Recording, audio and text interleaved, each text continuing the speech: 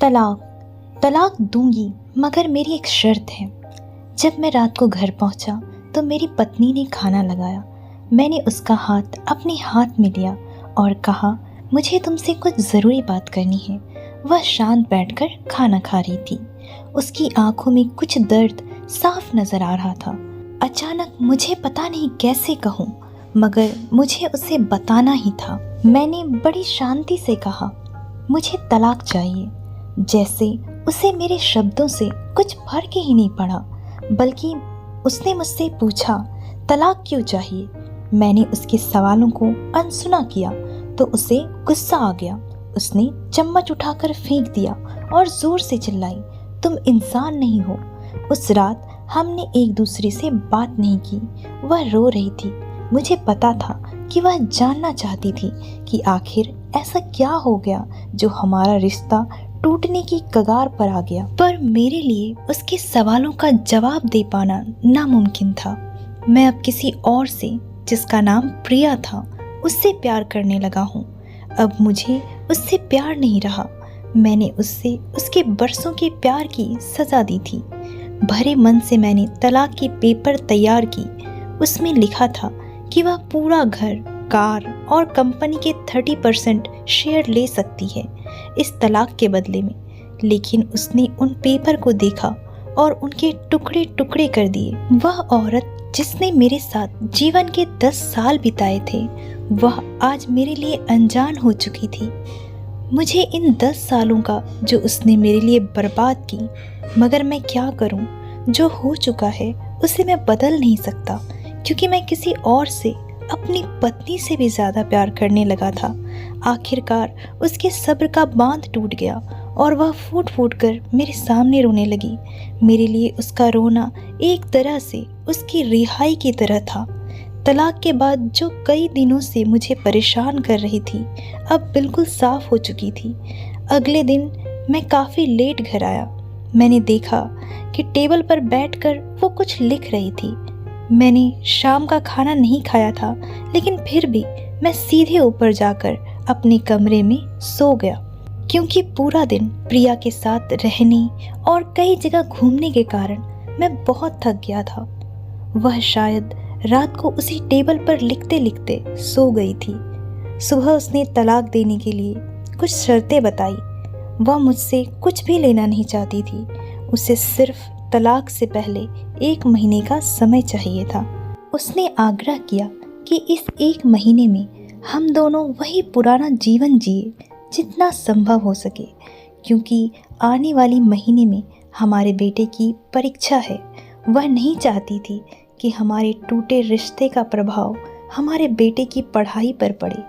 मुझे भी ठीक लगा, पर वह कुछ और भी चाहती थी। जैसे शादी के दिन मैं उसे उठाकर अपने शयन कक्ष तक ले गया था, उसी तरह हर रोज 1 महीने तक मैं उसे शयन कक्ष से उठाकर मुख्य द्वार तक ले जाऊं। मुझे लगा ये पागलपन है, मगर इन आखिरी दिनों को थोड़ा अच्छा बनाने के लिए मैंने उसकी शर्तें स्वीकार कर ली। मैंने प्रिया को अपनी पत्नी की सभी शर्तें बताई। वह हंसने लगी। उसे लगा मेरी पत्नी कितने भी तरीके अपना ले, लेकिन तलाक होना तो तय है।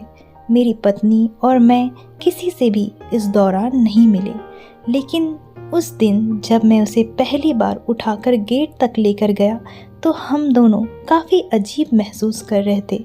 पीछे से हमारा बेटा भी खिलखिलाकर खुश हो रहा था। अगले दिन यह काम थोड़ा सामान्य और आसान हो गया। वह मेरे सीने से लगी थी और मैं उसकी खुशबू महसूस कर रहा था। ऐसा लगा जैसे कई दिनों बाद मुझे खुशबू मिल रही थी, या फिर कई दिनों से मैंने उसके होने का महसूस नहीं किया था। पहले जितनी उसमें वह कसाव नहीं थी और चेहरे पर कुछ हल्की झुर्रियाँ नजर आ रही थी और उसके बाल भी सफ़ेद होने लगे थे। यह वही औरत थी जिसने अपने जीवन के 10 साल मुझे समर्पित किए थे। चौथे दिन जब मैंने उसे उठाया तो वह पुरानी रोमांच लौटने लगी थी। 5वें और छठे दिन वह पुराना प्यार फिर से जागने लगा। मैंने प्रिया को इस बारे में कुछ नहीं बताया। अब उसे उठाना और आसान हो गया था। शायद हर रोज़ यह सब करने का मैं आदी हो गया था। एक दिन वह अपनी पसंद की साड़ी निकाल रही थी, लेकिन कुछ खास ढूंढ नहीं पाई। उसने सांस भरते हुए कहा कि उसके सारे कपड़े बड़े पड़ने लगे हैं। तब मुझे पता चला कि वह काफ़ी दुबली हो गई है और इसलिए मैं उसे आसानी से उठा पा रहा था। मेरे दिल को एक झटका सा लगा। उसने अपने दिल में काफ़ी सारा दर्द छुपा रखा था। पता नहीं कैसे मैं आगे बढ़ा और उसके सिर को छू कर देखा। अचानक मेरा बेटा आया और बोला कि पापा, यह तो मम्मा को उठाकर बाहर ले जाने का समय हो गया है। उसके लिए अपने पापा द्वारा मम्मा को उठाकर ले जाते हुए देखना जीवन का अभिन्न हिस्सा बन गया था।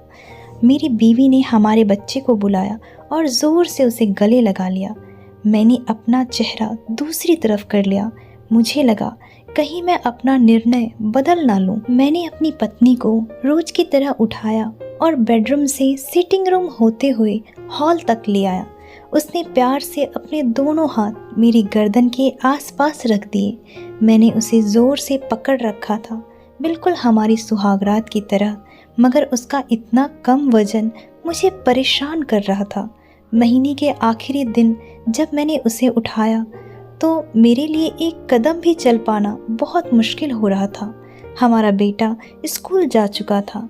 मैं अपनी कार से ऑफिस गया और कार से कूदकर बाहर आ गया बिना कार को लॉक किए। मुझे डर था कि अब एक पल की भी देरी मेरा इरादा बदल देगी। मैं ऊपर गया। प्रिया ने दरवाज़ा खोला और मैंने उससे कहा, सॉरी प्रिया, अब मैं अपनी पत्नी से तलाक नहीं लेना चाहता। उसने मुझे देखा और मेरे सिर पर हाथ फेर कर कहा, तुम्हें बुखार तो नहीं है? मैंने उसका हाथ हटाया और कहा, सॉरी प्रिया, अब मुझे अपनी पत्नी से तलाक नहीं चाहिए। हमारी शादीशुदा ज़िंदगी शायद हम दोनों के ध्यान न देने की वजह से बोरिंग हो गई थी, लेकिन उसका मतलब यह कतई नहीं है कि हम एक दूसरे से प्यार नहीं करते। अब मुझे एहसास हुआ है कि जिस दिन मैं उसे शादी करके अपने घर लाया था, उस दिन से जीवन के आखिरी दिन तक मुझे उसका साथ निभाना है। प्रिया के होश उड़ गए। उसने मुझे एक ज़ोरदार चांटा जड़ दिया मेरे मुंह पर और वह रोने लगी और अंदर से दरवाज़ा बंद कर लिया। मैं सीढ़ियों से नीचे उतरा और आकर अपनी कार में बैठ गया। आगे एक फूल वाले की दुकान पर रुका और अपनी प्यारी पत्नी के लिए एक सुंदर सा गुलदस्ता लिया। दुकानदार ने पूछा, इस पर क्या लिखना है? मैंने मुस्कुराते हुए कहा, मैं तुम्हें जीवन के आखिरी दिन तक यूं ही उठाता रहूँगा मेरी अर्धांगिनी। उस शाम जब मैं घर आया, हाथों में गुलदस्ता लिए, मेरे चेहरे पर एक मुस्कान थी। मैं ऊपर अपने कमरे की तरफ भाग कर गया, लेकिन तब तक वह मुझे छोड़कर इस दुनिया से जा चुकी थी, हमेशा के लिए। वह कई महीने से कैंसर से लड़ रही थी, लेकिन मैं प्रिया के साथ इतना खोया हुआ था कि कभी ध्यान ही नहीं रहा। उसे पता था वह जल्दी ही मुझे छोड़कर जाने वाली है, इसलिए मुझे और मेरे बेटे के रिश्ते को टूटने से बचाना चाहती थी। मैं उससे तलाक लेना चाहता था, लेकिन फिर भी उसने मुझे अपने बच्चे की नज़रों में एक प्यारा पति और पिता बना दिया। जीवन की छोटी छोटी बातें बहुत महत्व रखती है। बड़ा घर, बड़ी कार और बैंक बैलेंस खुशियों का हिस्सा ज़रूर बन सकते हैं, मगर अपनों के बिना इनकी कोई कीमत नहीं। अगर यह कहानी पसंद आई हो तो लाइक और शेयर ज़रूर करें, और अगर मेरे चैनल पर नए हैं तो कृपया मेरे चैनल को सब्सक्राइब करना ना भूलें। धन्यवाद। राधे राधे।